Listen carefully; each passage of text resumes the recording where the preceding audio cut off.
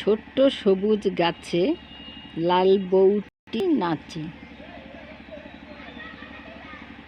পবিত্র ঈদ উল ফিতরের ছুটির পরে আমার কর্মস্থলে এসেছি।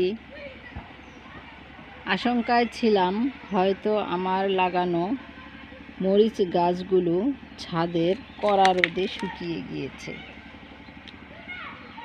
গাছগুলোর হুল তেমন না হলেও আর বেশি মরিচ না ধরলেও দেখা গেল 3টি লাল টুকটুকে মরিচ বসন্ত বাতাসে দুলছে।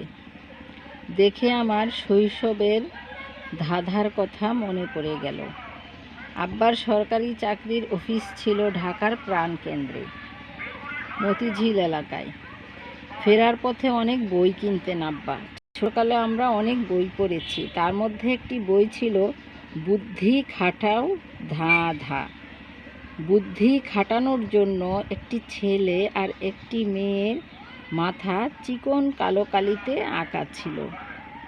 কত যে বইটি পড়েছি, কত ধাঁধা মুখস্থ করেছি, এই ধাঁধার কথা মনে পড়ে গেল।